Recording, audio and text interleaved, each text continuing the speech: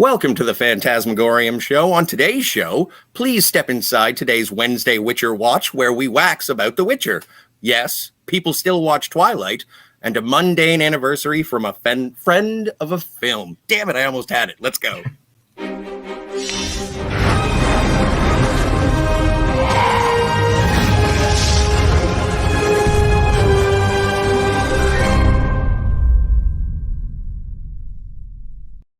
And we are live.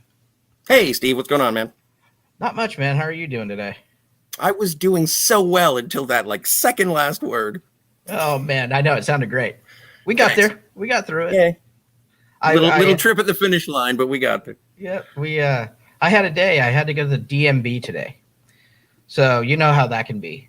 But the gods, the clouds parted and the gods looked down friendly on me, and I spent, I think, a total of 20 minutes everything I needed to do in the DMV today.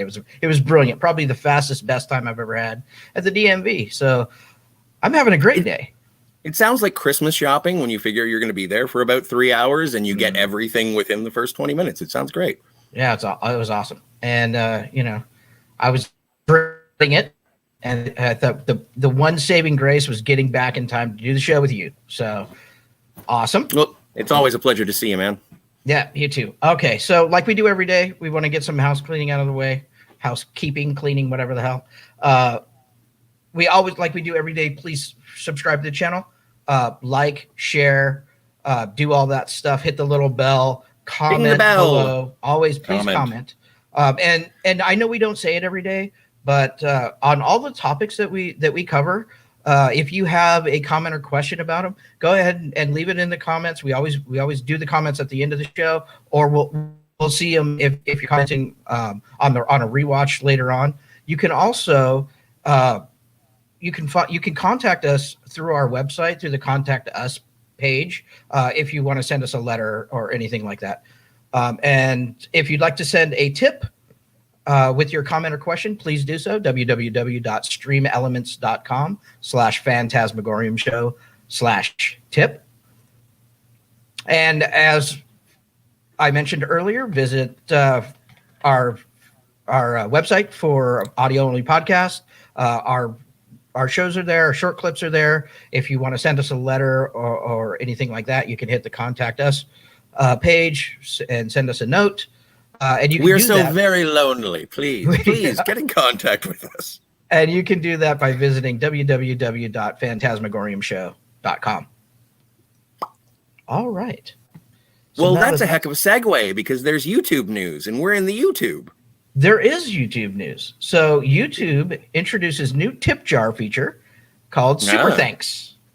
Super Thanks, which lets fans give money to creators, which creators love, because it allows them to create. Did you see that snazzy new intro? Did you see the snazzy new intro? Yeah, I saw that. That was great, right? That's awesome. Thanks to our tippers. Just a little bit of a disclaimer. We're not eligible for this yet, so it's the only time we can talk about it. Right. YouTube is adding another way for creators to get money. Super Thanks, a feature that lets fans send cash to their favorite channels. It's like a permanent tip jar that'll show up on all of the creators' videos. YouTube has been beta testing this feature, previously called Applause, for several months, and now it has settled on Super Thanks as a name. Starting this week, it's expanding to thousands of additional creators, available in 68 countries on desktop and Android and iOS mobile devices. YouTube said Super Thanks will be available to all eligible YouTube Partner Program participants by the end of 2021, which unfortunately, Scotty, we are not yet. No, we're not. But we are working. We're working hard to get the subscribers and the hours watch time in to be able to do that. I know people, the community loves to engage in that way in super chats, and now with this badges and super thanks now. So that'll be cool. Subscriptions, channel subscriptions, and comments and likes and some dislikes. The whole kit and caboodle, buddy. It's part of the algorithm. That's part of the way it works. Users will be able to donate money to creators in 4 amounts, which vary by market. In the U.S., those are $2, $5, $10 and $50. Yes. So, in Canada, that's $10, $25, $75, and $1,000. Right. Fans who make super thanks purchases will see an animated GIF, balloons flying up their screen. Wow. Okay, great. And a highlighted comment with their donation amount will be automatically added to the comment section where creators can respond to it. So it's kind of like the super chat badge. It sounds a lot like that, only it'll be a more interactive, a little more interactive. It's live on the video is what it sounds like to me. So we thought we'd let you guys know that that's coming soon, and hopefully. Well, and also I follow a whole bunch of YouTube channels and communities. So and I'm certain that once the availability for such support is there, and people do feel financially comfortable in supporting creators' work, it's entertainment. And hey, if you want to throw $5 in and never worry about it again, that's what I do when I go to a bar. And it is literally a tip. It's not that we're trying to flog you guys for cash, although if you have any extra, right. I'm just saying, in terms of the creators that you want to support, this is an interesting push forward. I'd like to see the back end. What kind of a take the YouTube takes? Yeah, I like. I think it's absolutely. It's still 30%, just like their super chat. Well, there you go. Function. So they'll take 30, and the creator will get 60, 70, and then the tax man will take his. But that's the cost is setting up a table in someone else's flea market. That's right. No, I support the content creators that I love, and I think what we've seen is the community absolutely will support content that they love. So this is a kind of a new thing that's coming from YouTube. So look out for it on your favorite creators channel, YouTube channel, and complain about the update. Yeah, right. Because I'm sure that'll happen. It will. It's inevitable. Yeah. It is YouTube. Moving on to the news of the day, the real entertainment news, and why everybody the good stuff. We got to the good stuff. Right. There's a report that says The Witcher has started writing season 3 already. We finally got the release date for The Witcher season 2 at WitcherCon, which revealed it would be hitting Netflix on December 17th. That was big enough news, but now a report from Redanian Intelligence, not sure what that is, reveals writing might have already started on season 3. According to the report, sources say that writing on season 3 has officially started despite any official announcement of season 3, and that the writing team for season 2 will largely be the same with some possible promotions. So it looks like some people in the writing or in the writers' room are getting promotions.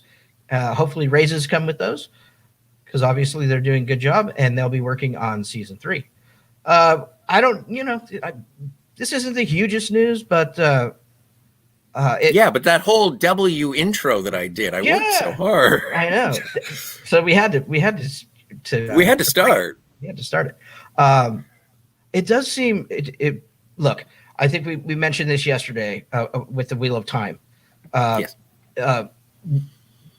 Well, I think what's happening is, especially on these streaming services, they're seeing the finished product, or what constitutes kind of a complete product, and they're making decisions based on that before anybody in the public actually gets to see it. So I think a lot of times people are like, well, why are you putting the cart before the horse? What if it doesn't even work? Well, we know The Witcher worked because it was, widely acclaimed. The Wheel of Time, obviously, they had a series of books that are beloved by people. So I really do think that the studio heads at Amazon and Netflix and others are liking what they're seeing, and based on that, not fan reaction, but based on what they're seeing, greenlighting further seasons. And that's what this seems to be to me. What do you say, Scott? Well, I think this is a somewhat different situation than the Wheel of Time, just because people have seen season 1 of The Witcher, and it got a positive response. People like Henry Cavill and I'm assuming he's in season 2. Yes. So Right. we have a Henry Cavill show, and we're going to season 3. And also, it's Netflix, and we've just seen a whole reaping of Netflix shows. And it's like, oh, the only way to be successful on Netflix is like if you know you're successful on Netflix, you get canceled. And I think The Witcher would have a word with you. Different productions are going to warrant different attention, and I think The Witcher is a proven franchise, even after just 1 season. Hey, everyone loved Game of Thrones after 1 season, and look how that turned out. Right. So it's always, people love it until the bad one shows up, and it's like it was good until season 3 or even 2. We haven't seen that. What it is more for the fans, and if you're a fan of The Witcher, I know I like Henry Cavill. I still haven't watched The Witcher. Get over it. But it's you should. It's really good. And that's what I've heard. And it, next time I ask if I have homework, say The Witcher. But okay, I will. And that's one of those one of these situations where, hey, there are fans of it. People think that it's really good. They're willing to share it with other people who haven't seen it and say, no, I wouldn't lead you astray. The Witcher is good. Give it a go. And then I'll come back and I'll say, yeah, no, I watched like 4 episodes and then I kind of got bored. Or maybe I'll say it was the best thing I ever saw. You were surprised by my response to Fear Street. So you never know what's going to connect. You never know. And so, hey, if there is more Witcher coming and Henry Cavill is in season 3, then huzzah, I say. Huzzah. Good dovetailing on that. And speaking of more Witcher for the audience to partake in, Face Your Demons. The Witcher, Nightmare of the Wolf premieres August 23rd, 2021, worldwide on Netflix. They actually dropped the trailer. So this is an animated, I think, series, but it could be a movie. I don't know enough about it yet. So let's watch and see. Okay. So that was The Witcher, Nightmare of the Wolf, animated film, obviously. Yeah. I'm gonna write down this whole Witcher thing. Yeah. It looks good. I'll watch this for sure.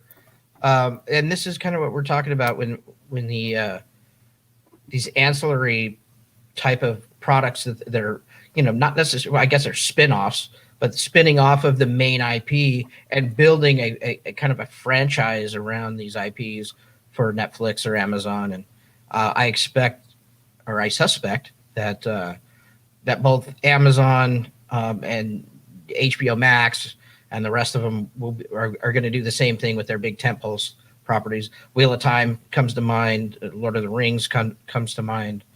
This obviously Witcher and some others with Netflix. So I expect to see more of this kind of thing happening, where it's you brings you deeper into the lore of whatever the IP is. It fills in holes, kind of like what DC does with their animated films. Kind of taking a graphic novel and putting it in an animated film. I like that. I think Star Wars is going to kind of do that with some of their stuff. They're not only the shows on Disney Plus, but especially with this Visions, with this kind of animated version of the Star Wars universe, kind of fill in some holes and tell stories that may not, be ready for film, or the film may not be to film it may cost an extraordinary amount of money. This is a great way to tell these more insular stories, maybe gap filling stories, and it seems like Netflix and these streamers are the way to do that, to expand the IP. Steve? Yeah. We're friends, right? Yeah. Okay, so before I get into the Animatrix and the brilliant animated marketing that surrounded Blade Runner 2049, to say getting into animated alternate areas of Star Wars, like I remember droids and Ewoks, man. Sure. And so I think they've been doing it for a long time, and I think it's great that they can do it. Oh yeah, but I don't think it's anything new. No, I didn't mean that. I didn't mean that it was new as a concept. I meant it was new for in the streaming world, on the streamers themselves. And I don't mean, yeah, in terms of being able to access things like Netflix, but it's been going on YouTube. Like that's where the 2049 stuff came from, and I really liked Before the Blackout or After the Blackout, whatever, the Blackout one, and that was. It's funny when I talk about blackouts. Anyway, yeah. So I think it's something that's been going on for quite a while, and I'm happy. That got me more interested in seeing The Witcher, season 1. Yeah. Like that animated, so that there is something else. Was that voiced by Henry? Hank? No, that didn't sound like Henry. This is all different characters, but still within the same world. And I really think that this is a way to connect with it, and especially if you're on the same platform as the original studio or release. Sure. Yeah, me too. Okay, so we'll look forward to that. Witcher, Nightmare of the Wolf. August Dude, 23rd. I have homework. This is great. Yeah. Definitely watch The Witcher. And then you'll be set up for Nightmare of the Wolf. Yeah. Next on the list, Brian Grazer and Ron Howard's Imagine Entertainment draws overtures from potential buyers. Now, if I'm not mistaken, this isn't the first time that potential buyers have tried to get their hands on Imagine Entertainment. Okay. So I don't know what precipitated this, but this is from Variety. It says, Imagine Entertainment, their production banner run by Ron Howard and Brian Grazer, has been the subject of a renewed acquisition talks in recent weeks. Multiple sources told Variety. Investors and potential buyers include an undisclosed sovereign wealth fund from the Middle East, which has been quietly exploring American media investments of late. Also kicking the tires on Imagine are Kevin Mayer and Tom Staggs, the former Disney executives who have a bankroll of up to $2 billion from private equity giant Blackstone to buy up independent content companies as well as international banks, according to two people familiar with the discussions. I hate when, just as an aside, I hate when news outlets say people familiar with his thinking or people familiar with the discussions. To me, it's Variety. Usually it sounds like a bunch of nonsense that you made up the story, but that's neither here nor there. The current valuation being floated is between 800 million and 825 million, sources added. So that's a lot of money, but that entertainment, Imagine Entertainment's a huge company. And, Ron and Brian have built that into something, like juggernaut. Yes.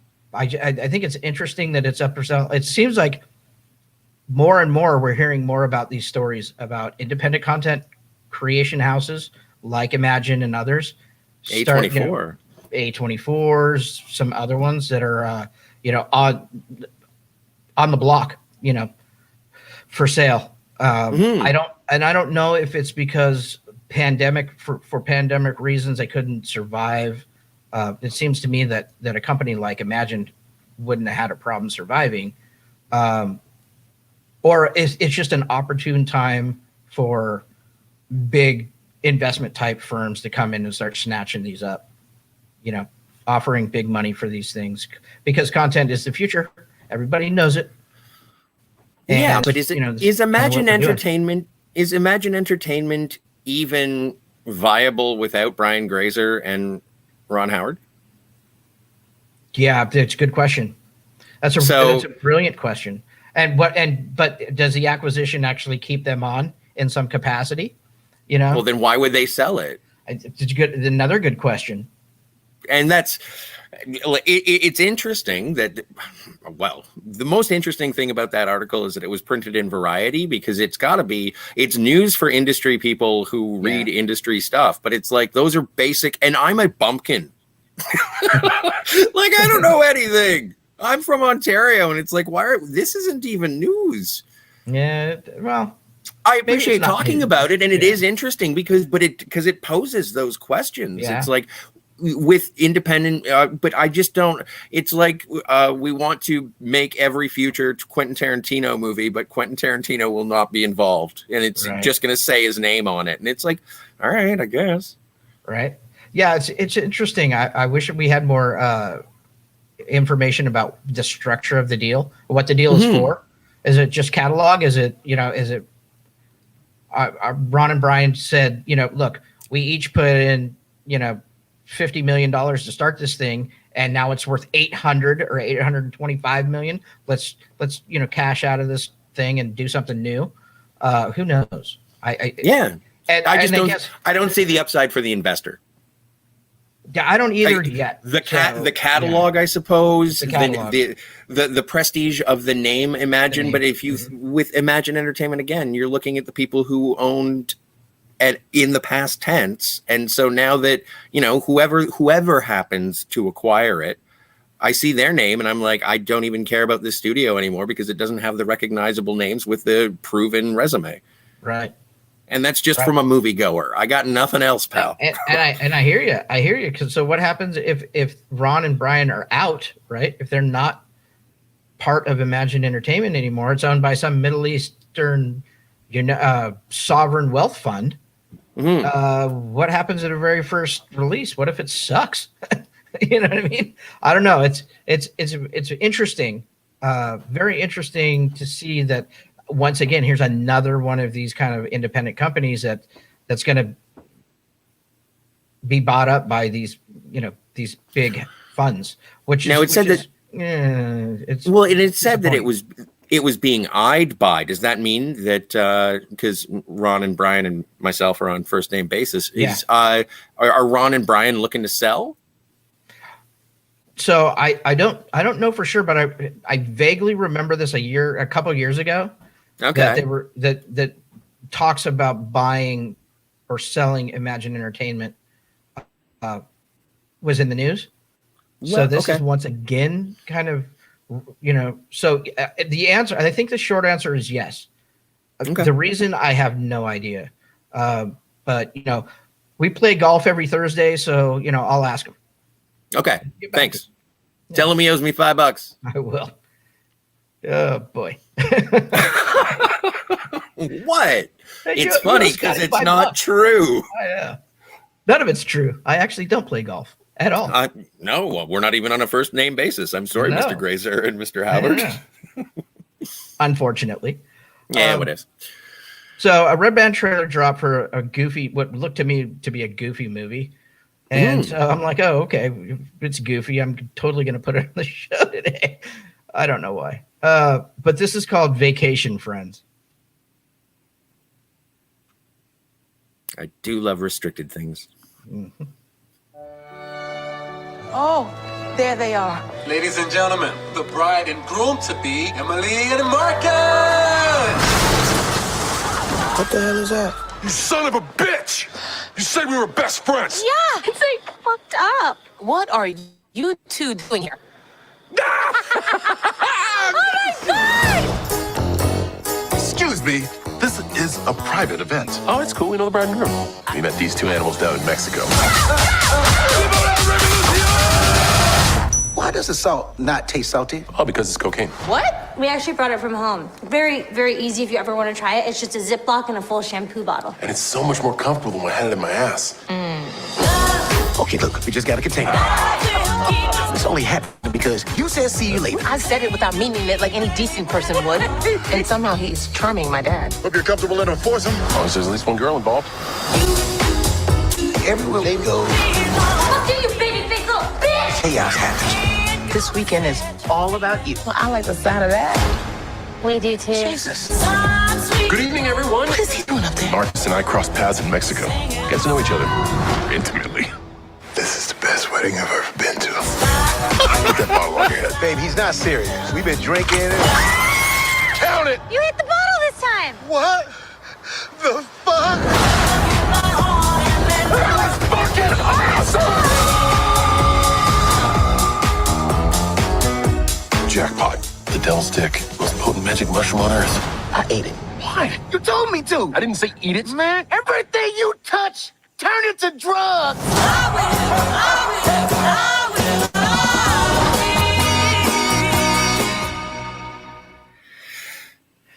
So I'm not the comedian. Do not care for comedies all that much.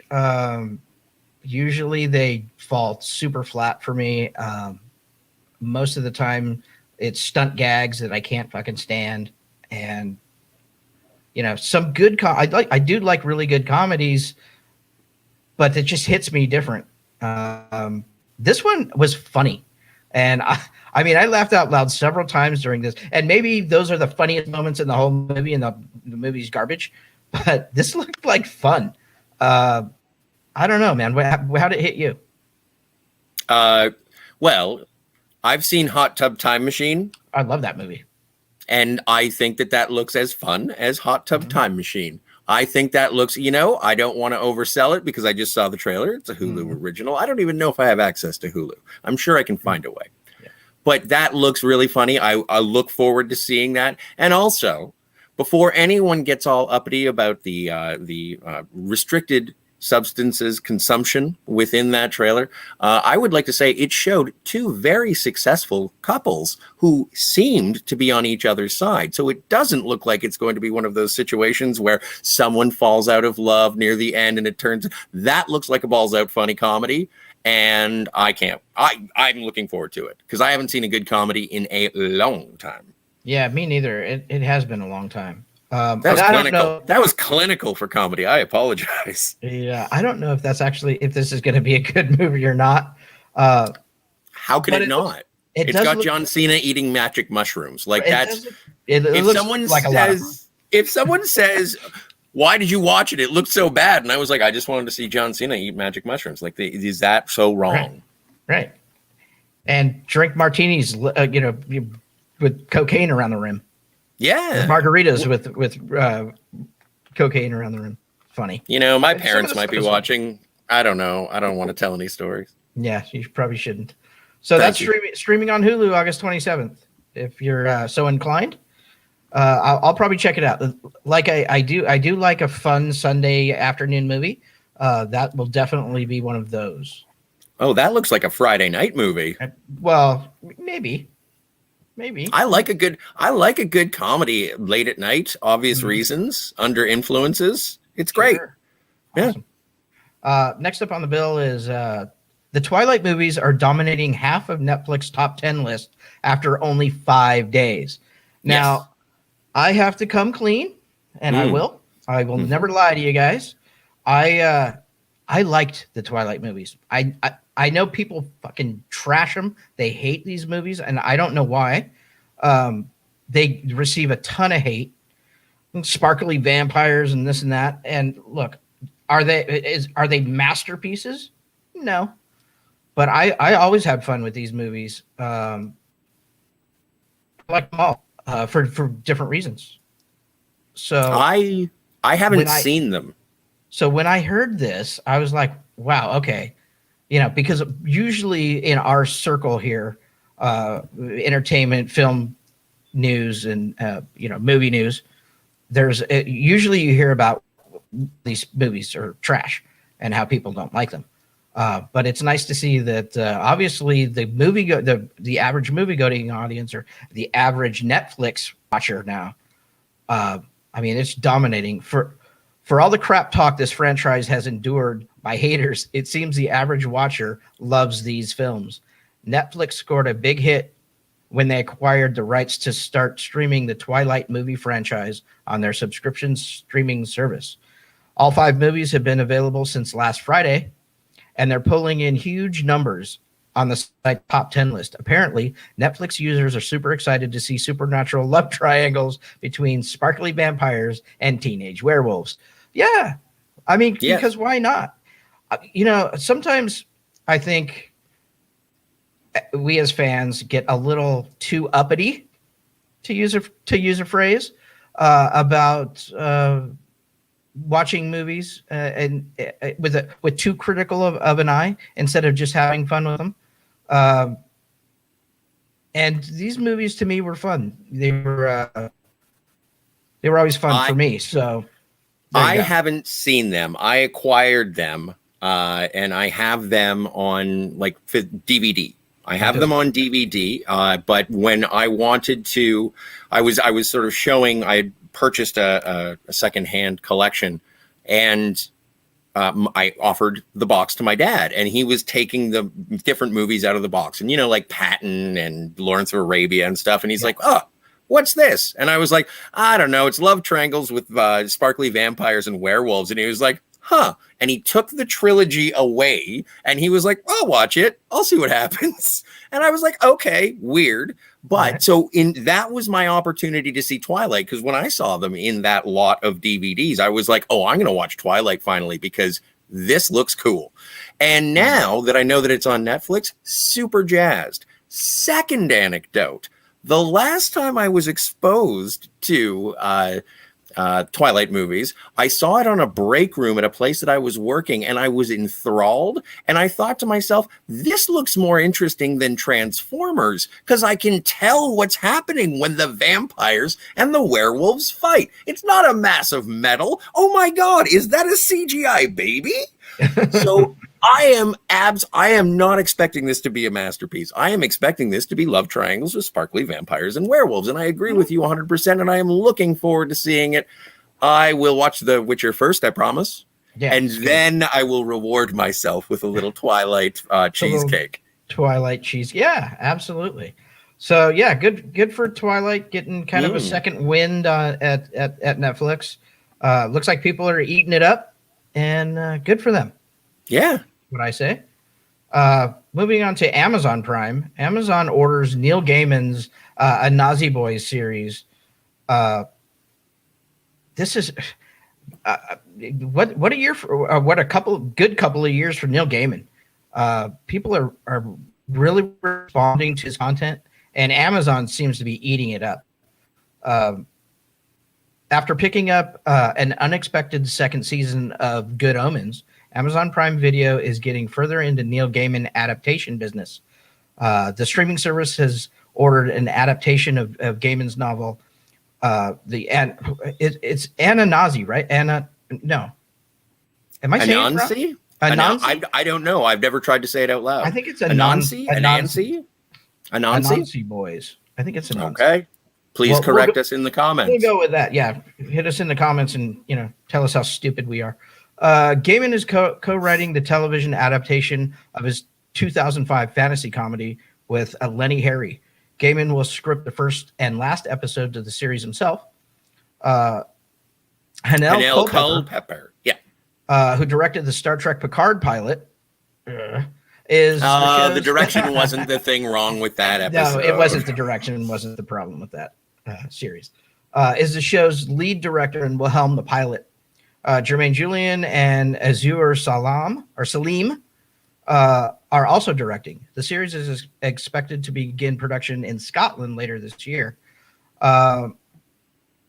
Anansi Boys follows Charlie Nancy, a man who has lived mostly mundane life, only occasionally embarrassed by his estranged father. His father's death changes all of that, revealing that Charlie is the son of Anansi, the trickster god of stories. At about that time, Charlie also learns that he has a brother named Spider. The news makes Charlie's life much less mundane than it once was. Yeah, so it sounds very interesting. I'm not familiar, obviously, with this property.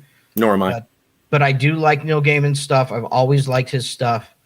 Everything from The Sandman, Good Omens. The list goes on and on. So this I will definitely be checking out. And look to see, hopefully, here over the next 12 months, some kind of trailers or some kind of footage to see, to get a better feeling of what that's all about. Well, there's a book. I'm sure there's a book. I could get the book, or there are probably several books. Well, you don't have to. There's a movie coming out. It's fine. Yeah, there's a movie coming out. I can do both.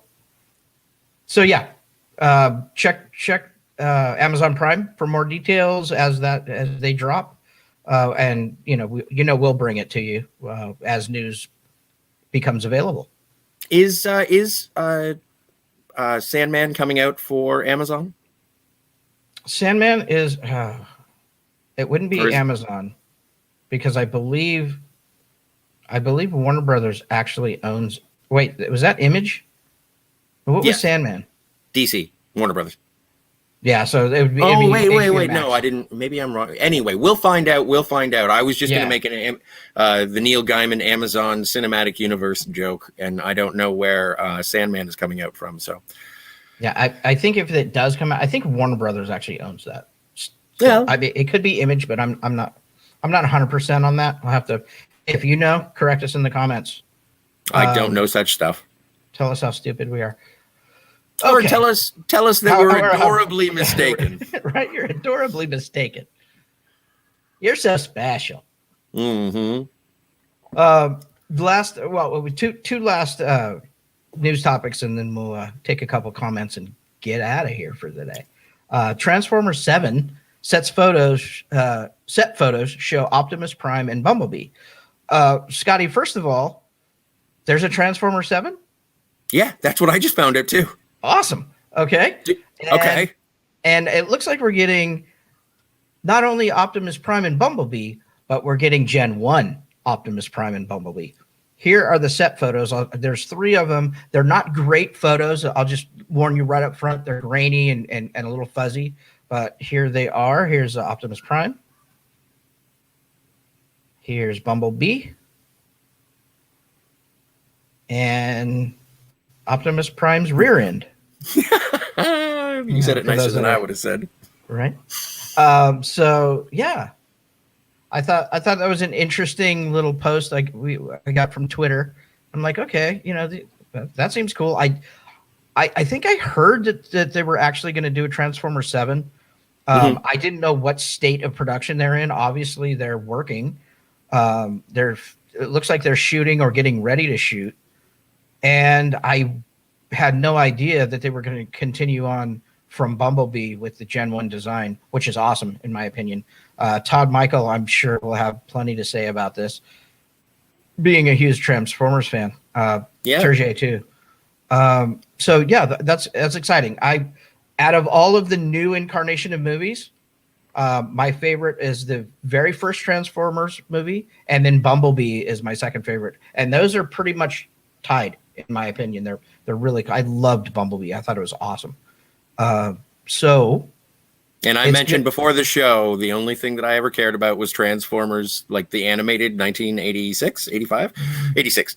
And I've seen the first 3 Michael Bay. I haven't seen Bumblebee, and that is my mistake. More homework. But yeah, more homework. Hey, it's the best kind of homework, dude. Yeah, right. And so, yeah, this is, if they're sticking with Gen 1, and I think that's why I sort of shied away from Transformers, is because I've always been much more of the designs and of Gen 1. And so this would appeal to me as well, although it was the sour taste of the Wahlberg trilogy. Still Michael Bay. Like, Michael Bay made 6 Transformers movies. That's insane, right? Yeah, when you crazy. think about it out loud.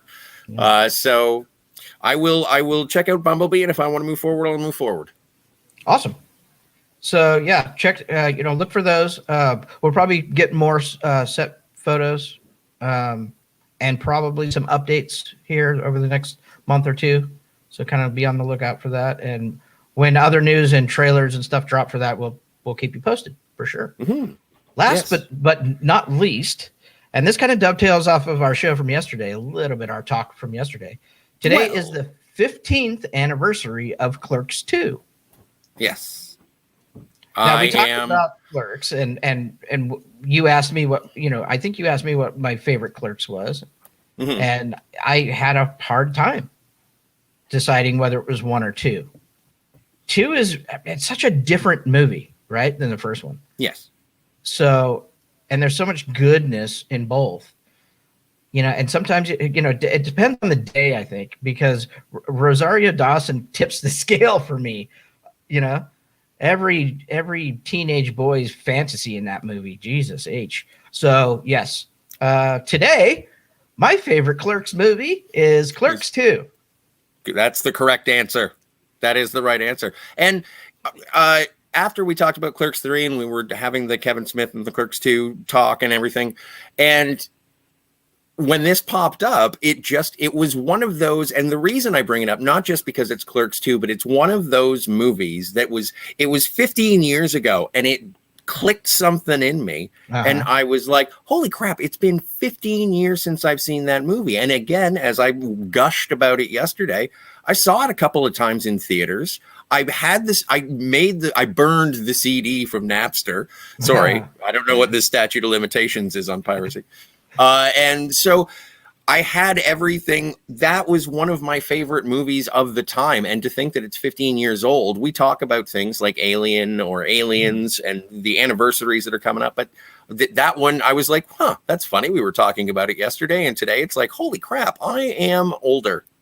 Yeah. And so I thought it was a noteworthy anniversary. And it makes me kind of question Kevin Smith's timing. Like, dude, the day to announce the Clerks 3 is today, not yesterday. Today is the anniversary, bro. I believe we are the only show doing the media fanfare for it. So I don't think it's because it got caught in the noise. Right. It's like, how do you announce Clerks 3 after the brilliance that was Clerks 2? I think we're good. But you're right, I would have. Yeah. And I don't know, maybe it was a slow news day for a Tuesday and he needed to go. Maybe. Anyways, thank you, Kevin Smith, for announcing and actually doing Clerks 3, because I think it's going to be wild, because now we get the cast from both movies all in one place. The one thing we didn't talk about yesterday was the synopsis of the movie. It came out after our show. The synopsis of the movie is a little bit of a letdown. Yes, it is. How he handles it. We'll see how he handles it, because once again, we've seen it already. It's called Zach and Miri Make a Porno. Right. And it's like, every movie, Kevin Smith seems to be, how to make a movie, or how not to make a movie, or how to stop a movie from getting made. It's okay. Been there, done that. But hopefully we'll give him the benefit of the doubt, because we love Kevin Smith.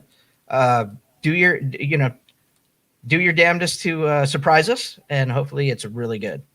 And because he has a handle on all the characters from both movies, I think it'll be cool to see how they interplay and how that's written and how it comes together on the screen.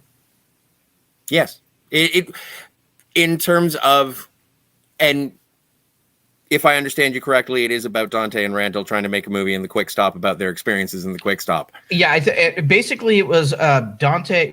I think Dante has a massive heart attack, right? Okay. Like Kevin Smith. And now I think he's, after, being a clerk for 35 years or whatever it's been, now wants to make a movie about his experience, something like that. Didn't I say exactly that it was going to be a story that was going to be about Dante having a massive heart attack? Yeah. I am a fan. I can predict future storylines. You're a fan and a savant. An idiot savant only, my friend. Okay. But yeah, no, happy anniversary to Clerks 3. I'm looking forward to it. I'm going to see it. Yeah, I'll see it too, for sure. Love the first two, so why wouldn't I see the third one? All right, let's go have some chats with some of our buddies. Let's see. First, it looks like our co-host today is Todd Michael. Thank you. It is. Thank you. Did Scott just describe that as a balls out comedy with multiple punctuations? Yes, I did. It looks like that. Mm-hmm. And I apologize for all of the younger balls. So, Steve, you want to take balls this? Yesterday. Yeah, it did. It was an accident yesterday. I believe it is pronounced Anansi. And so it's been a while since I read it, and I don't recall ever hearing it spoken. It is basically a spin-off book from the American Gods. Oh. And did you ever read American Gods? I did not read it. I read half of it. And I believe the television shows on Stars or Epix or something like that. Yes. It's a channel that I don't have, so I wasn't able to see it. I heard great things about it, though. Yes, as did I. But there were shakeups between seasons that sort of put me off. I kind of wanted to see how it was going to progress, and it was I was waiting to return to it so I could have a bunch to it. But then there were cast changes and things, and it kind of fell off my radar. But Ian McShane's in the American Gods, right? well, yeah, and that's why. As soon as you remind me, just for him. If you remind me that that American Gods has a show, and I'm like, oh right, and I like Ian McShane. Yeah. All right, next. Sandman is Netflix. Oh, okay. So, yeah, I'm down. I'm totally down to see that. Oh, it was Vertigo. That's what I was trying to think of. So Vertigo was under the DC banner for a time, right? And then it's split off. I think that's the case. Which was under the DC banner. How about just read Todd Michaels' thing? Because he has. I figured you were gonna get there. It's fine. Sandman was Vertigo. Dude, I'll figure out how to run this show eventually. Thanks for hanging. Call it in. No, don't worry about it. Sandman was Vertigo, which is under the DC banner now. So Warner Media, Netflix has developed this. Okay, yeah, Netflix, awesome, totally down. Either way, I have both HBO Max, so I can Netflix or chill, or I can Max and relax. So I am good to go. Oh my stars! Is Max and Relax an officially no, but it should be. Should be. Give him the money. Give him the money. He just coined a phrase for you. Come on, marketing team. It's not me. I think it was DOS Effects where I first heard that back in the day. Okay. Once back to Max and Relax. Oh no, it was EPMD. By the way. Okay. Well, either credit where credit's due. Mm-hmm. Transformers 7 is where that whole Beast Wars story with Ron Perlman was announced. So that's what it is. So it's not Transformers 7, it's the Beast Wars Transformers, which is also a Transformers. I shouldn't be so, I don't know, separating of the two Transformers. They are all both. It is Optimus Prime. And so it sounds like Perlman as Optimus Prime and Cullen as Optimus Prime in this. Oh, okay. Yeah, so, Perlman as Optimus Primal. So is that going to be? Is it two different ones? Yeah. Is Transformers 7 and the Beast Wars are going to be two separate properties? No. Well, good. No, I think I think that's what it is. Transformers 7 is where the whole Beast Wars story with Ron Perlman was announced. So it sounds like Perlman will be Optimus Primal, and Cullen will be Optimus Prime. Okay. Yeah, how about I just read the whole comment? Right. Yeah, I know. We're still learning. We'll figure it out. I don't even know what this means. UPI? What's UPI? I don't know. Okay. Todd Michael says that I'll like the Cybertron scenes in Bumblebee, totally G1 inspired. Great. In many, many ways. There's no way that the opening scene, Cybertron, jives with the Bay movies. Basically a soft reboot. And that's, hey, then sold. Yeah, right. I'm going to do Bumblebee first, The Witcher, and then I'll go to Twilight. And I don't know, Scott, UPI. YouTube really needs a delete comment function. Yes, yes, yeah, I agree. Yes, it does. Todd Michael says, I used to love Kevin Smith, but I just can't stand listening to him anymore. I unsubscribe to everything he does. His camera mugging and pandering just reached a sour point for me. Yeah, I get it. Todd Michael, you traded up. Now you've got our pandering and camera mugging, and hopefully we don't lose your affections. Right. Don't unsubscribe from us yet, please. Not yet. We need you. I've got many more faces I can make. This is yours, sir. Steve Max and Relax Foley. Yeah, I'll take it. I didn't coin it, but I'll take it. And HBO Max should absolutely use that. It's stupid. It's criminal not to, actually. All right, I'll take it. That's my take on it. Great. That's the comments for today. Excellent. Thank you, Todd Michael, so much. Yeah, thanks, Todd Michael, for helping out the show. We love it. Good show today, Scotty. I love doing these shows with you. As long as people want to watch, we'll keep coming back and doing them. So until tomorrow, I almost said same bat time, same bat channel. Thank you. You can't do that. That's trademarked. You can say Max and Relax, but you can't. I almost said it too. Unless you have anything else, Scott. No, nothing at all. Nothing that I can think of. I just want to thank everybody who's subscribing. Our channel's growing every day. The latest subscriber is Darius. Darius, thank you for your subscription. It means the world to us. We're trying to kind of break through the noise. It's not easy, as you know. There's millions and millions of creators on YouTube, and we're trying to bring you a quality product. And we really appreciate all of the comments, the likes, and the subscriptions. We really do. Yeah, absolutely. And thank you all for paying attention, watching, commenting, everything that you do. We appreciate it. We'd be having these conversations anyway. We just thought we'd share them with you. Absolutely. So until next time, everybody, for Scotty R37, I am Steve Foley. Have a great day. See you guys.